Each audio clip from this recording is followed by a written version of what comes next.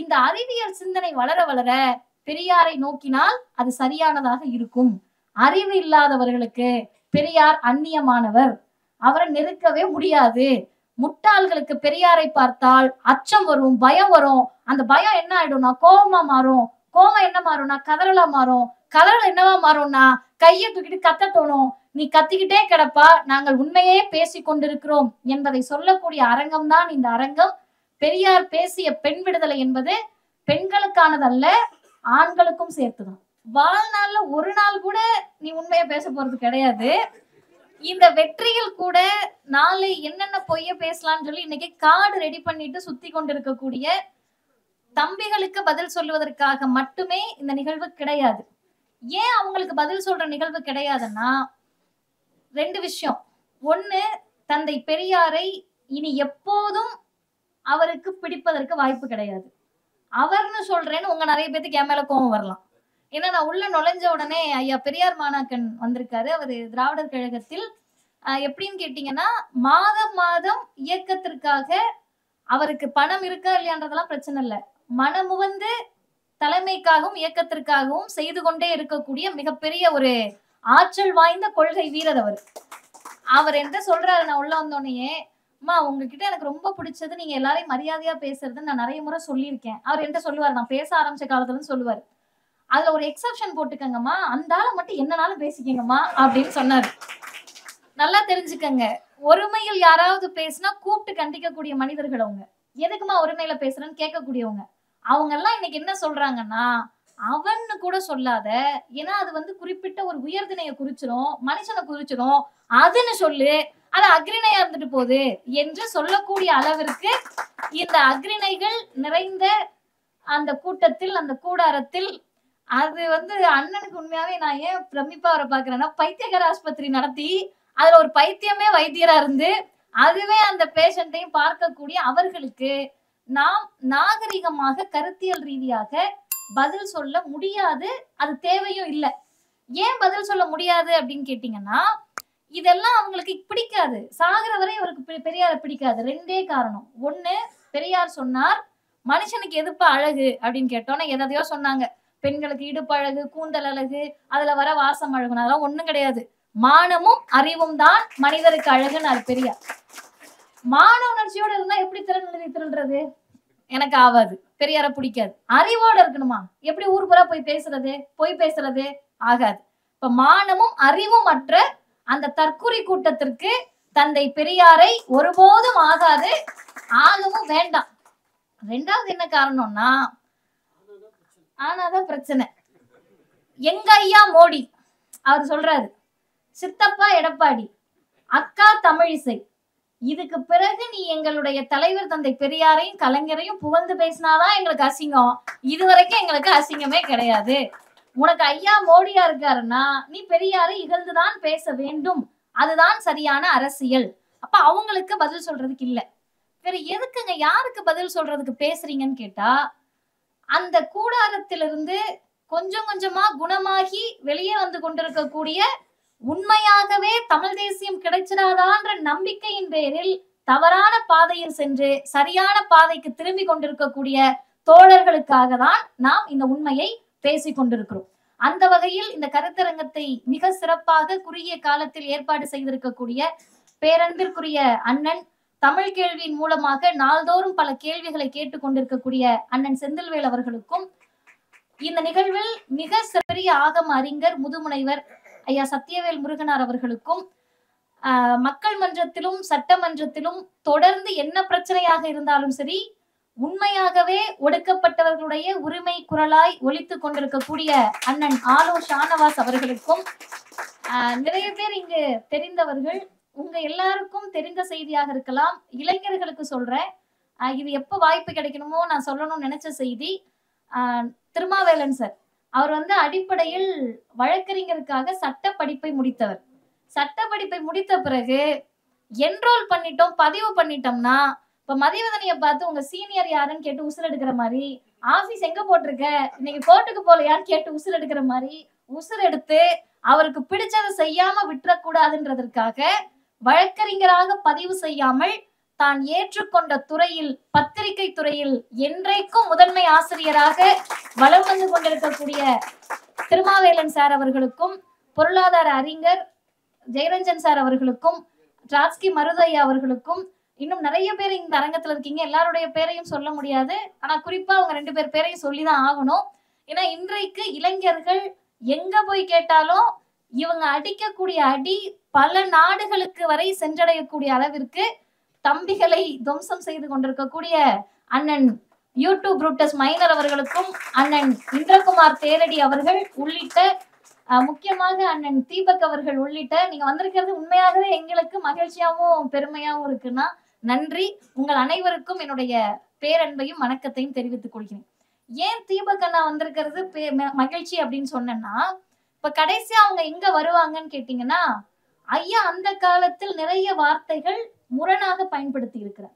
இன்னைக்கு காலையில நான் வாசிக்கிறப்ப கூட எனக்கு திடுக்குன்னு இருந்துச்சு, ஐயோ ஏன் ஐயா இப்படி சொல்லிட்டாரே அப்படின்னு சொல்லிட்டு. ஆனால் அந்த காலகட்டத்தில் அந்த வார்த்தைகள் எல்லாம் ரொம்ப சரளமாக இருந்த வார்த்தைகள். ஆனா இன்றைக்கு மதிவதனையும் அண்ணன் தீபக்கும் ஐயாவே சொல்லி இருந்தாலும் குருடர் என்ற வார்த்தையை பயன்படுத்த கூடாது என்ற தெளிவு பெற்றிருக்கிறோம் என்றால் அதற்கு காரணமும் தந்தை பெரியார் கொடுத்த பகுத்தறிவு தான். அது இல்லைன்னா நாங்க எங்க இங்க யோசிக்கிறது? இப்படி சொல்லக்கூடாது என்ற அறிவையும் பெரியார் தான் தந்தார். பெரியாரும் பெண்களும், நான் பேச போற விஷயம் இருக்கக்கூடிய ஆண்களுக்கு கோபத்தை ஏற்படுத்தும். நீங்க முற்போக்காளரா இருக்கலாம், கருப்பு சட்டை போட்டிருக்கலாம், பெரியாரிஸ்டா இருக்கலாம், உங்களுக்கு கோபம் வரும். 2வது, அவங்களுக்கு வர கோபத்தை விட ஒருபடி மேல இங்க வந்திருக்கக்கூடிய பெண்களுக்கு வரும். ஏன் அப்படின்னு கேட்டீங்கன்னா, பெரியாரை பிடிக்காமல் இருப்பதற்கோ அல்லது ஒரு இக்கு வச்சு எல்லாம் சரிங்க இது மட்டும் பேசியிருக்க வேண்டாம் அப்படின்ற இடம் எதுன்னு கேட்டீங்கன்னா கடவுள் மறுப்பு. அதை விட ஒரு இக்கு எதுன்னு கேட்டீங்கன்னா, எல்லாம் சரிங்க இந்த பொம்பளை பிள்ளைங்களுக்கு ரொம்ப உரிமை பேசிட்டாரு, அதனாலதான் இவங்கெல்லாம் வாய் பிடிச்சு தெரியுதுங்க அப்படின்னு பெரியார் மீது பெரிய விமர்சனத்துக்கு உள்ளாகக்கூடிய இடம் பெண்களை பற்றி பெரியார் பேசியது. இதுல ஏன் பெண்களுக்கே ஆத்திரம் வரும் அப்படின்னு கேட்டீங்கன்னா, பெண்கள் எல்லாரும் ஆகச்சிறந்த அடிமைகளாக இருந்து பழக்கப்பட்டவர்கள். நமக்கு அது ஜீன்ல ஊறி போச்சு. இப்ப திடீர்னு எங்க அம்மா கூட்டிக்கிட்டே இருக்காங்க வீட, திடீர்னு ஒரு பையன் போயிட்டு அவங்களோட மகனோ அல்லது கணவரோ அல்லது தம்பியோ அக்கா வீடு நான் கூட்டுறேன் அப்படின்னா, அந்த பையனுக்கு வந்த அதிர்ச்சியை விட நம்ம அம்மாக்களுக்கு வர அதிர்ச்சி தான் அதிகம். ஐயோ நீ கூட்டலாமா, நீ துவைக்கலாமா, நீ கழுவுன தட்டை போய் நீ சாப்பிட்ட, ஏப்பா நீ சாப்பிட்ட தட்டு தானே, பக்கத்து வீட்டுக்கார தட்டை புடிங்கிட்டு வந்தா அவன் மகன் கழுவ போறான்ற அளவுக்கு நமக்கு ஆத்திரம் வரும். இப்ப இது எல்லாமே 2025 நடக்குதான்னா நடந்துகிட்டு தான் இருக்கு. நடந்துகிட்டு இருக்கப்ப ஒருவர் திடீர்னு பெரியார் பெண்களை குறித்து எவ்வளவு கொச்சைப்படுத்தினார் தெரியுமா அப்படின்னு கேக்குறாங்க. சரி நமக்கும் புரியல, இவ்வளவு வருஷம் நம்ம படிச்சது இல்லாம ஏதோ ஒரு செய்தியை கொண்டு வந்திருக்காங்க போலன்னா ஒண்ணும் கிடையாது. அதர பழசு பேசி கேள்வி கேட்டு பதில் சொல்லி ஆழ குழி தோண்டி புதைச்சதுக்கு பிறகு டெட் பாடி எல்லாம் வெளியே தூக்கிட்டு வர மாதிரி தூக்கிட்டு இங்க பார்த்தீர்களா பெரியார் என்ன சொல்லியிருக்காருன்னு, கற்பப்பையை அறுத்தறிய சொல்லியிருக்காரு அப்படின்னு ஒரு 4 பேரை வேற சொல்லி இவங்க எல்லாம் அறுத்தறிவாங்களா, இவங்க எல்லாம் அறுத்தெறிஞ்சிட்டாங்களா அப்படின்னு கேட்கிறாரு. நியாயமான கேள்வி, அந்த கேள்வியில் தப்பே கிடையாது. எனக்கு உண்மையாகவே அவர் கேட்ட போது கோபம் வரல, இந்த கேள்வி கேட்க மைக்க தூக்கிட்டு போன நெறியாளர்கள் மீது ஆத்திரம் வந்துச்சு. ஏன் ஆத்திரம் வந்துச்சுன்னா, ஒரு நெறியாளருக்கு கூட தைரியம் துணிச்சல் இல்லையா? பெரியார் கற்பப்பையை அகற்ற சொன்னாரு, இந்த பெண்கள்லாம் அகற்றலைங்க. விடுதலை புலிகள் எல்லாரும் கையில துப்பாக்கி வச்சுட்டு சைனைட் குப்பியோட சுத்துனாங்களே, நீ ஏன் சைனைட் குப்பி இல்லாம சுத்திக்கிட்டு இருக்கன்னு கேட்டிருக்க வேண்டாமா? நீ ஏன் துப்பாக்கி இல்லாம ஊர் புறா போறன்னு கேட்க வேண்டாமா? நீ ஏன் இன்னும் தற்கொலை படையை ஆரம்பிக்கிறன்னு கேட்க வேண்டாமா?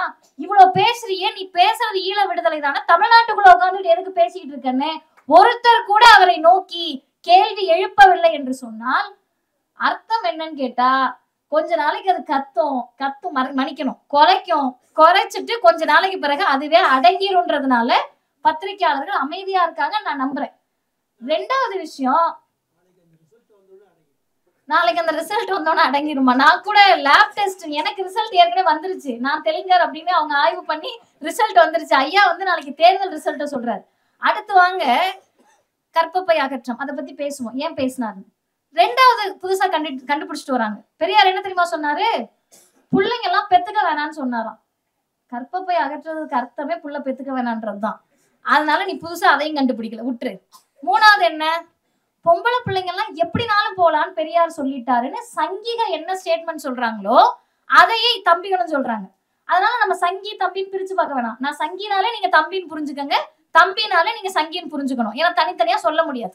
4வது, பெண்கள் எப்படினாலும் போலான்னு பெரியார் சொன்னது மட்டும் இல்லாம, இன்னைக்கு இருக்கிற பொம்பளை பிள்ளை எல்லாம் கருப்பு சட்டை போட்டிருக்கவங்க அப்படிதான் சுத்துறோம் அப்படின்ற ஒரு ஃபார்முலேஷனுக்குள்ள கொண்டு வராங்க.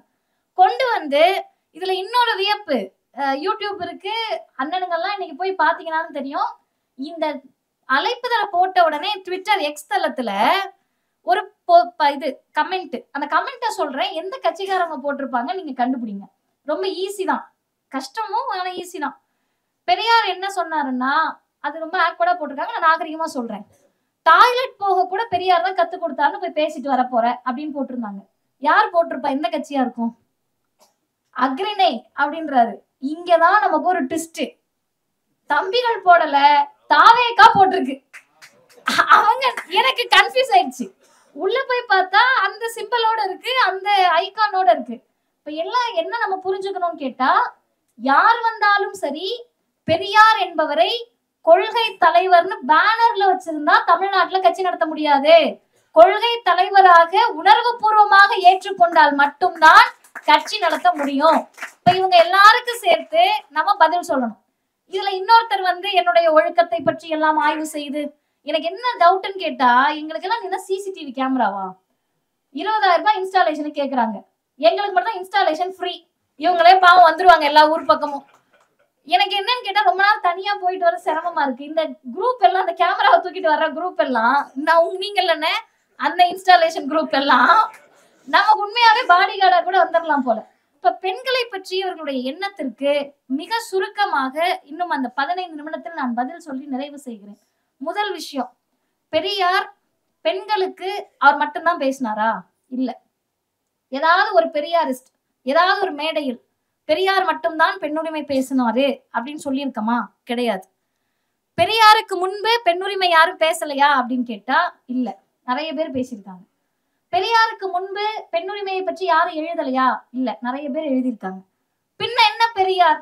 பெரியார் தான் எல்லாம் செஞ்சாருன்றீங்களே அப்படின்னு நேற்றைக்கு முதல் நாள் இப்படி பேப்பரை தூக்கி வச்சுக்கிட்டு அங்க இருக்கிற தலைமை தற்குறி ஒண்ணு வாசிக்குது. 1890 ஆரம்பிக்கப்பட்ட கல்லூரி, 1891 ஆரம்பிக்கப்பட்ட கல்லூரி, 1900 ஆரம்பிக்கப்பட்ட கல்லூரி. ஆமா, கல்லூரி இருந்துச்சு, உன் தாத்தனும் பாட்டனும் உள்ள போய் படிக்க முடிஞ்சான்றதான் கேள்வி. கல்லூரி இருந்துச்சே, நீ ஏன் போய் படிக்கலன்றதான் கேள்வி. 1901 சர்வே படி, ஆங்கிலேயர்கள் எடுத்த சர்வே படி பார்ப்பனர் அல்லாத மக்கள் இங்க எத்தனை பேர் படிச்சவங்கன்னு கேட்டா 1% கீழே. இத்தனை கல்லூரிகள் இருந்துச்சுல்ல, முப்பாட்டன், பாட்டன், சித்தப்பன், ஒண்ணு விட்ட சித்தப்பன் எல்லாம் எங்க போனாங்க? ஏன் யாரும் போய் படிக்க வைக்கல? ஆண்களே படிக்கலன்றப்ப பெண்கள் நிலை என்னவாக இருந்தது? இவ்வளவு பெரிய அரங்கத்தில் தற்குறிகள் பேசுவதை கேட்டு விசிலடிக்கக்கூடிய தம்பிகள் ஒருத்தருக்கு கூட அறிவு நாணயம் இருந்தால் நம்ம தாத்தாவும் நம்ம பாட்டியும் நம்ம அம்மாவும் படிச்சிருக்காங்களான்னு யோசிக்கணும். இப்ப யாருமே படிக்காதப்ப பெரியாருக்கு முன் பெண்ணுரிமை பற்றி பேசினார்கள், எழுதினார்கள், சிந்தித்தார்கள். ஆனால் பெரியார் மட்டும்தான் களத்திற்கு வந்து பெண்கள் படித்தே தீர வேண்டும், பொம்பளை பிள்ளைய நீ இழுத்துட்டு வந்து ஸ்கூலுக்குள்ள விடுன்னு விட்டாரு. இழுத்துட்டு வந்தாரு. லிட்டரலா அவர் பொறுமையா பேசல, மேடையில் பேசுகிறார். என்ன மேடை தெரியுமா? பொதுக்கூட்டம் இல்ல, கருத்தரங்கம் இல்ல, மாநாடு கிடையாது, திருமண வீடு. கல்யாண வீட்டுல போயிட்டு 10 நிமிஷம் நம்ம பேசணும்னா கேட்க மாட்டாங்க, தலைய சொறிவாங்க, பொண்ணு மாப்பிள்ளையும் பேச ஆரம்பிச்சிருவாங்க. அவங்க அப்பா அம்மா வந்து போதுங்க கல்யாணம் பண்ணி வச்சிடலாங்க அப்படின்னுவாங்க. எதிர்த்தாப்புல இருக்கவங்க சாப்பிட அவங்க பாட்டு போவாங்க, நீ பாட்டு பேசு நான் பாட்டு போறேன்னு போயிட்டு இருப்பாங்க. ஆனா ஒரு மனுஷன் திருமண வீட்டுல திருமண மேடையில 5 மணி நேரம் சிறப்புரையாற்றிய ஒரே தலைவர் தந்தை பெரியார். பேராசிரியர் ஐயா சுபவி அவர்கள் தான் எங்களுடைய துணைத் தலைவர் கவிஞர் ஐயாட்ட கேட்டிருக்காரு. அவர் 5 மணி நேரம் பேசுனது வியப்பில்லை, பெரியார் பேசுவது என்பது வியப்பில்லை. ஆனா அந்த 5 மணி நேரம் கூட்டம் கலையாம உட்கார்ந்து கேட்டிருக்காங்க பாருங்க. இப்ப என்ன விஷயம், என்ன அர்த்தம்? அன்றைக்கு அந்த தேவை இருந்தது. இன்றைக்கு நாம் பேசுவதை கேட்க கூட நேரம் இல்லாமல் ஓடுகிறார்கள் என்று சொன்னால் இந்த சமூகத்தை அங்கிருந்து இங்க கூட்டிட்டு வந்து இழுத்து பிடிச்சு உட்கார வச்சிருக்காரு. படி, பொம்பளை பிள்ளை எப்படி தெரியுமா படிக்க சொல்றாரு? மலை நீங்களாம் படிச்சு மேல வரணும்ன்றாரு. கொஞ்சம் படிக்காதீங்கன்றாரு, நிறைய படிங்கன்றாரு. இன்றைக்கு காலையில நான் எங்க அம்மாவை கூப்பிட்டு கேட்டேன், அம்மா தந்தை பெரியார் எத்தனை வயசு வரைக்கும் பொண்ணுங்களை படிக்க வைக்க சொன்னாருன்னு தெரியுமான்னு கேட்டேன். அவங்க பெரியாரிஸ்ட்ன்றதுனால அவங்களுக்கு தெரியும்.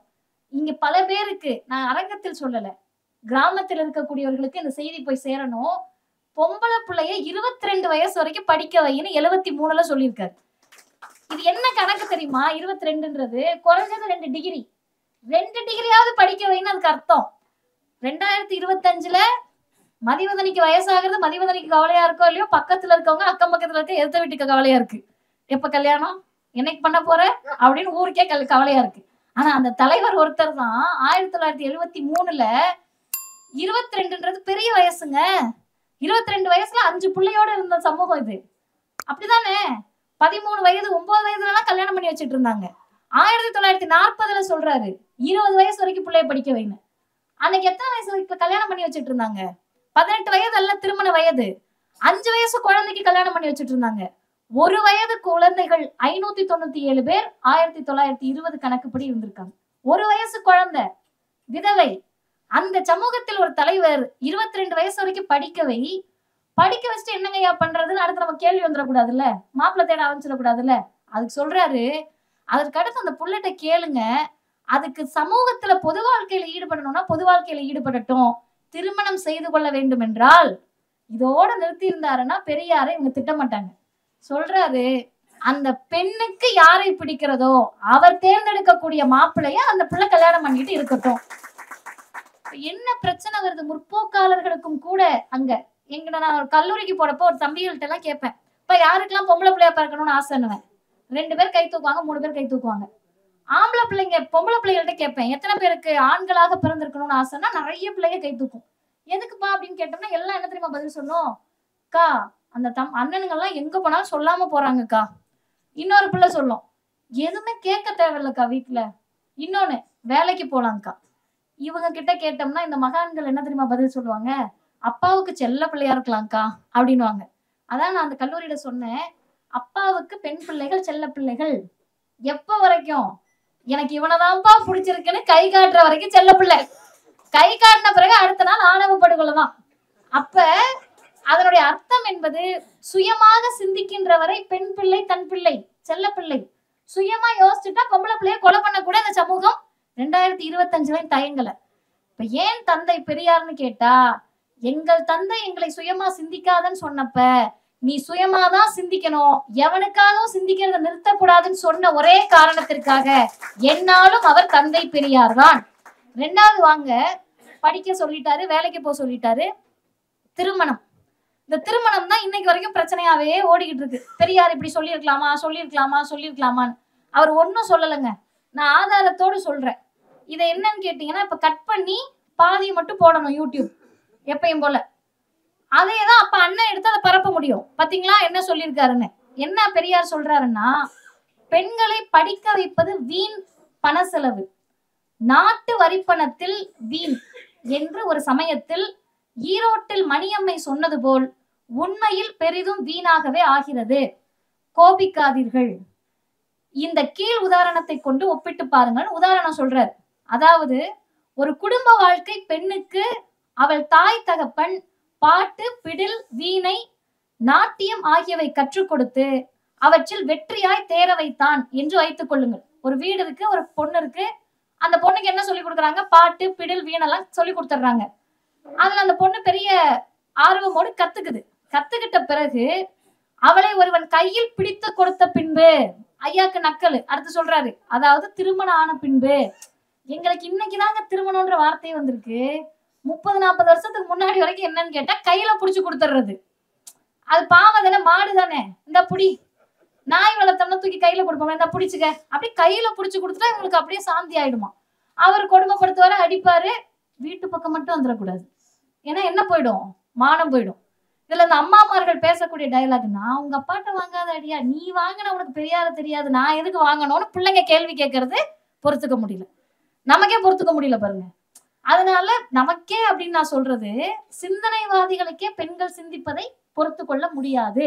அடுத்து பெரியார் சொல்லுகிறார், அதாவது திருமணம் ஆன பின்பு அந்த பாட்டு, பிடில், வீணை யாருக்கு என்ன பயன் கொடுக்கிறது என்று கேட்கிறேன்.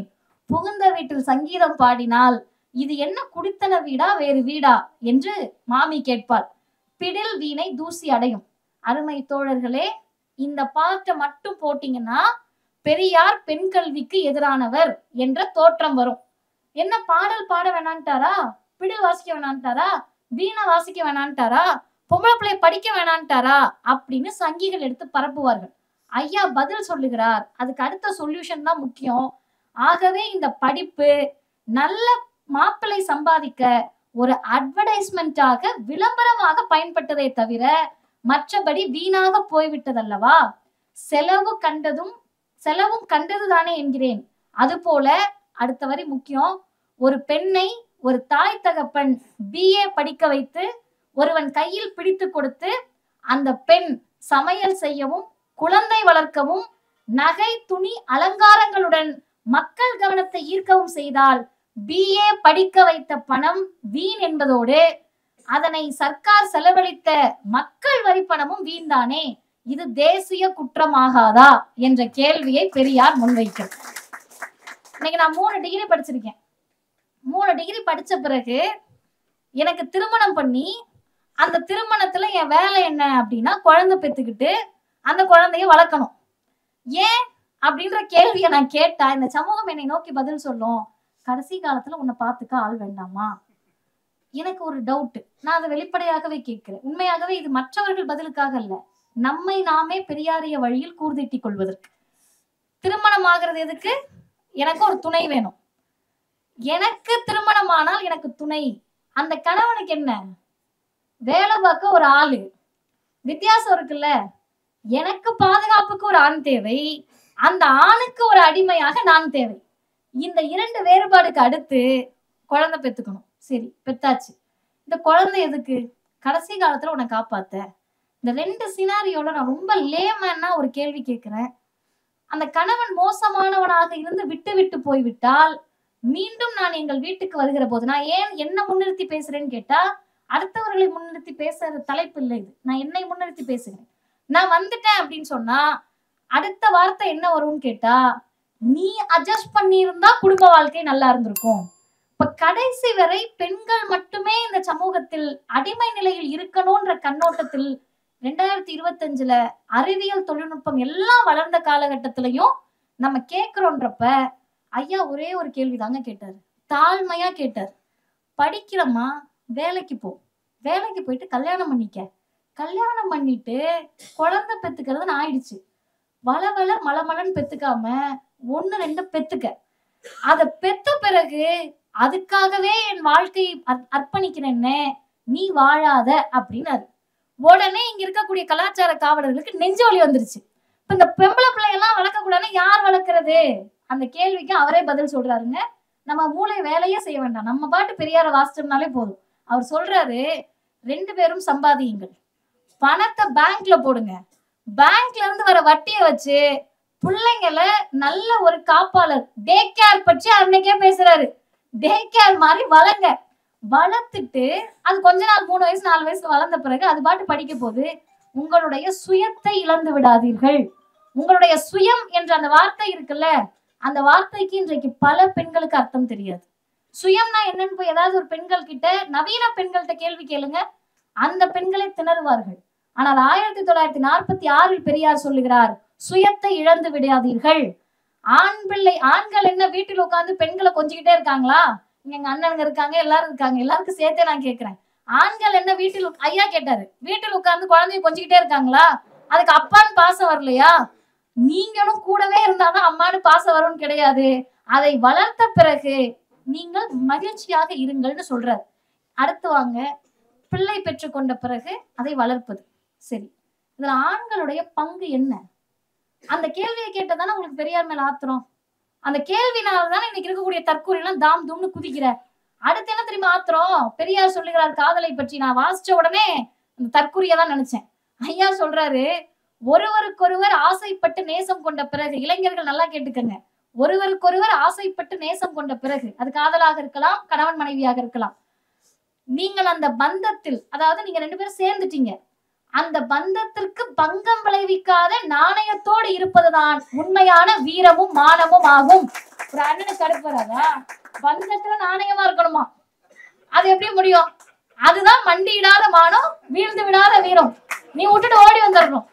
பெரியார் விட்டுட்டு ஓடி வந்துடணும்னு சொன்னா நீ தலைவரா ஏத்துட்டு இருப்ப. அவர் சொல்றாரு, நீ விட்டுட்டு ஓடி வந்த பிறகு அந்த அம்மா உட்காந்து வீடியோ போடக்கூடாதுப்பா, நீ நாணயத்தோட அந்த பொண்ணோட இருக்கணும்னு சொன்னோட பெரியார் மேல ஆத்திரம் வந்துருச்சு. அப்ப அந்த ஆத்திரம் நாணயமானது. 4வது, குழந்தைகளை பெற்றுக்கொள்ளாதே என்று பெரியார் சொன்னாரா? ஆமா சொன்னாரு. யார் மறுத்தா? ஏன் சொன்னார்? அதுக்கான பதிலை மட்டும் நான் 2 செய்திகளோடு நிறைவு செய்கிறேன். பிள்ளைகளை பெற்றுக்கொண்டு முதல் வேலை நீங்க என்ன பண்றீங்கன்னா சுயத்தை இழக்கிறீர்கள்னு சொல்லிட்டாரு. அறிவு திறமையையும் மானத்தையும் மனிதத்தன்மையும் இழக்கிறீர்கள். குழந்தை பெற்றுக்கிட்டா மனுஷத்தன்மை அதிகம் தானே ஆகும். பிள்ளைய கொஞ்சுவோம், நம்ம பிள்ளைன்னு கொஞ்சம் கான்சியஸ் ஆகும். இந்த அப்பாக்களுக்கு எல்லாம் குடிப்பழக்கம் இருந்தா பிள்ளை பிறந்தோன்னு விடுற அப்பாக்கள் இருப்பாங்க. புகை பிடிச்சிட்டு இருப்பாங்க. ஐயோ புகை பிடிச்சா குழந்தைக்கு பாதிப்பாயிடுமேன்னு விட்டுருவாங்க. இதெல்லாம் மனிதத்தன்மை இல்லையா? ஐயா அழகா சொல்றாரு, தன் பெண்டு தன் பிள்ளை என்று சுயநலம் உருவாகுமே தவிர சமூகத்தின் மீதான மனிதத்தன்மை குறைந்து விடும். ஆமாவா இல்லையா? இதெல்லாம் யோசிக்கிறதுக்கு அறிவு வேணுங்க. அது இல்லைன்னா அழுவீங்க, அழுங்க, அது பிரச்சனை இல்லை. இதெல்லாம் சொல்லிட்டு அடுத்த ஸ்டேஜுக்கு போறாரு. திருந்துற மாதிரி தெரியல. கர்ப்பப்பையை வெட்டி எறிங்கன்றாரு. அதை சொன்னான்னா லிட்டரலா அப்படியே கர்ப்பப்பையை வெட்டி எறியணும், எல்லாரும் போய் ஆபரேஷன் பண்ணிக்கணும்ன்ற அர்த்தம் இல்லை. 1930 யாராவது உயிரோட பாட்டியோ தாத்தாவோ இருந்து நினைவு இருந்தா போய் கேளுங்க, எத்தனை குழந்தைங்கன்னு. எங்க பாட்டிக்கு எத்தனை குழந்தைன்னா 13 குழந்தை இருந்திருப்பாங்க. 13 குழந்தையில முதல் குழந்தை இருக்கும்ல, அதுக்கும் கடைசி குழந்தைக்கும் 13 வருஷம் வித்தியாசமா? இந்த 13 வயசு பிள்ளை அந்த கடைசி பிள்ளைய வளர்த்துக்கிட்டு இருக்கும். இதுக்கு அதோட படிப்பு முடிஞ்சு போச்சு அந்த பொம்பளை பிள்ளைக்கு. இப்ப பெத்த அம்மாவுக்கும் இதுக்குனால வாழ்க்கை போய், இதுக்கு பிறந்த கொடுமைக்கு அந்த பிள்ளைக்கும் படிப்பு போய், எல்லாம் படிக்காம டிவி பாக்குறது, விளையாடுறது, ஊர் சுத்துறதுன்னு இருந்துட்டு இருந்தப்ப அடுத்த தலைமுறை வருது. அடுத்த தலைமுறையில இப்ப என்னோட கொள்ளு பாட்டிக்கு 13 14னா எங்க பாட்டிக்கு 8 பிள்ளை. இதுல எல்லாம் உயிரோட இருக்குமா? இல்ல. பாதி பேர் நோய்வாய்ப்பட்டு செத்துருப்பாங்க, பாதி பேருக்கு சத்து இருக்காது செத்துருப்பாங்க, கொஞ்சம் பேர் இருப்பாங்க. இப்ப இவங்களுக்கு எல்லாம் 13 இருந்துச்சு, 8 இருந்துச்சு. எங்க அம்மாவுக்கு எத்தனை பிள்ளை, உங்க அம்மா அப்பாவுக்கு எத்தனை பிள்ளைன்னு பாத்தீங்கன்னா அதிகபட்சம் 3 இருக்கும், இல்ல அதிகபட்சம் 5 இருக்கும். இன்றைய தலைமுறை எத்தனை குழந்தைகள் இருக்காங்கன்னா 2. அது 1 ஆச்சு. இன்னைக்கு கல்யாணம் பண்ணிக்கிறதுக்கு முன்னாடியே குழந்தைலாம் பெத்துக்க வேண்டாம்ப்பா, நீயே ஒரு தொல்லையாதான்ப்பா உன்னை நான் வச்சு சமாளிச்சுக்கிட்டு இருக்கேன்னு பொம்பளை பிள்ளை சொல்றதுக்கு ஆரம்பிச்சிருக்கு. இது என்னன்னு கேட்டீங்கன்னா சமூகத்தினுடைய நாகரிக வளர்ச்சி. இதை நீங்க ஒண்ணும் தடுக்க முடியாது. நீங்க நாய்கிட்டயோ பூனைகிட்டயோ போயிட்டு கருத்து சொல்ல முடியுமா? குழந்தை பெத்துக்காதன்னு சொல்ல முடியாது. நாகரிக சமூகத்துக்கிட்ட தான் சொல்ல முடியும். சரி சொன்னார்ல, சொன்ன உடனே எல்லாரும் வாங்க, தீகால இருக்க பொம்பளை பிள்ளையெல்லாம் கற்பப்பையோடு இருந்தா இல்லைன்னா தான் கட்சியில சேரணும்னு சொன்னாரா? இல்ல. மக்கள் தொகையை குறைக்கிறது அப்படின்றது பெண்கள் மீதான சுமையை குறைப்பதுன்னாரு பெரியார். பெண்களுடைய உடல் நலத்தை பேணுவதுன்னாரு. பிள்ளைய பெத்துட்டு மார்டாலிட்டி ரேட்னா அதுங்களுக்கு என்னன்னு தெரியுமா? பேசுற தற்கூரிகளுக்கு இறப்பு விகிதம். என்ன இறப்பு விகிதம்? குழந்தைய பெத்து போட்டோடனே அம்மா செத்துருவாங்க. ஏன் அந்த தாய் செத்துட்டாங்கன்னு கேட்டா உடல் நலிவுற்று செத்துருவாங்க. அது ஐயா சயின்டிபிக்கால விளக்குறாரு. மற்றவர்கள் மக்கள் தொகை கட்டுப்பாடை பற்றி பேசுவதற்கும் நாம் பேசுவதற்கும் வேறுபாடு இருக்குன்றார் ஐயா. மற்றவர்கள் பேசுவது குழந்தை நலன், நாட்டின் நலன். ஆனால் நான் பேசுவது பெண் விடுதலை முன்னிறுத்தி மட்டும்தான் பேசுகிறேன்னு சொன்னார். யுஎன்ஓ சொல்லக்கூடிய இந்த செய்தியோட நிறைவு செய்கிறேன். யுஎன்ஓ என்று சொல்லக்கூடிய யுனைடெட் நேஷன்ஸ் ஆர்கனைசேஷன் 1960 தான் மக்கள் தொகை கட்டுப்பாடு பற்றிய சிந்தனை வருது. வேர்ல்டு ஹெல்த் ஆர்கனைசேஷன், அந்த உலக சுகாதார அமைப்புக்கு 1970களில் தான் இதை பற்றிய விரிவான சிந்தனை வருகிறது. நான் பேசுகிற போது திருமாவேலன் சார் சொன்னாரு, அமெரிக்கால மக்கள் தொகையை கட்டுப்படுத்தணும்ன்ற ஜட்மெண்ட் 1972 தான் வருது. ஆனால் எங்கள் ஐயா பெரியார் 1930 மக்கள் தொகையை கட்டுப்படுத்தினால்தான் சுகாதாரம் வளரும்னாரு, நாடு உருப்பிடும்னாரு, நீங்களும் நிம்மதியா இருக்க முடியும்னாரு.